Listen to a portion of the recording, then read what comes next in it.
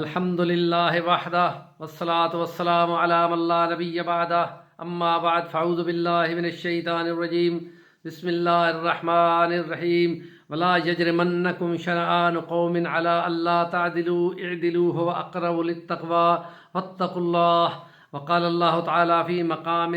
اخری فاعدلوا ولو کان ذا قربى صدق اللہ العظیم۔ نبی پاک صلی اللہ علیہ وسلم کی سیرت طیبہ نمونہ ہے۔ مدینہ طیبہ میں آپ نے عدل کا قیام کیا، میثاق مدینہ کا میگنا کارٹا پیش کیا اور اس کے تحت تمام کے حقوق متعین کر دیے۔ کوئی اونچ نیچ جو پہلے چل رہی تھی یہود و نصارہ سے وہ تمام کالعدم کر دی اور سب کے حقوق کو برابر کر دیے، اور اس لیے ہم کہتے ہیں کہ آپ نے عدل کا نظام قائم کیا اور آپ کے خلفاء راشدین نے اس کے بعد اسی طرح قائم کیا۔ اور حضرت فاروق اعظم نے جس وقت کے بات کرنا چاہی تو ایک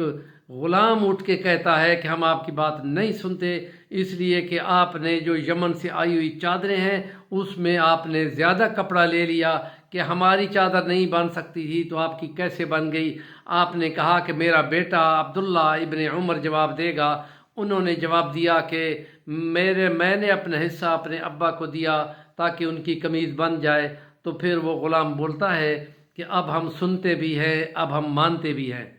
اسی طرح حضرت سعید بن مسیب ایک صحابی ہیں، روایت کرتے ہیں کہ حضرت عمر فاروق کے سامنے ایک یہودی کا اور ایک اور بندے کا کوئی معاملہ آیا، فیصلہ آیا، تو حضرت فاروق اعظم نے حالات جان کر اس یہودی کے حق میں فیصلہ کیا تو وہ یہودی خوش ہوا اور کہتا ہے کہ آپ نے حق پہ فیصلہ کیا۔ آپ تھوڑا سا مسکرائے اور ہلکا سا اس کو چابک مارتے ہوئے کہتے ہیں کہ تمہیں کس نے کہا کہ میں نے حق پہ فیصلہ کر دیا ہے، تمہیں کیسے معلوم ہوا؟ تو وہ کہتا ہے دیکھیں خدا کی قسم ہماری تورات میں لکھا ہوا ہے کہ جب حکمران اور قاضی حق فیصلہ کرنا چاہتا ہے تو اس کے دائیں کندھے پر اور بائیں کندھے پر ایک فرشتہ بیٹھ جاتا ہے جو اس کو گائیڈ کرتا ہے، اس کو رہنمائی کرتا ہے کہ فیصلہ تم حق پہ کرو، اور ان کو دعا بھی دیتے ہیں۔ اور جب وہ انصاف اور حق پہ فیصلہ نہیں کرتا تو دونوں فرشتے ہٹ جاتے ہیں اور وہ خاص خدا کے فرشتے رہنمائی والے ہٹ کے چلے جاتے ہیں، آسمانوں پر اڑ جاتے ہیں، اور یعنی وہ ان کی رہنمائی سے محروم رہ جاتا ہے۔ اور اس لیے نبی پاک صلی اللہ علیہ وسلم کی وہ حدیث ہے کہ جس میں آپ نے فرمایا کہ قاضی فیصلہ کرتا ہے، تین قسم کے قاضی ہیں، ایک حق پہ فیصلہ کرتا ہے، ایک حق کو سمجھ کر غلط فیصلہ کرتا ہے، ایک قاضی بننے کا ہی اہل نہیں ہوتا لیکن وہ فیصلے کرتا ہے۔ اس لیے آپ نے فرمایا جو حق کو سمجھتا ہے اور فیصلہ بھی حق پہ کرتا ہے وہ جنت میں جائے گا۔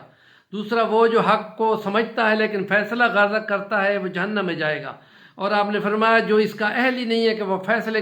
کر سکے اور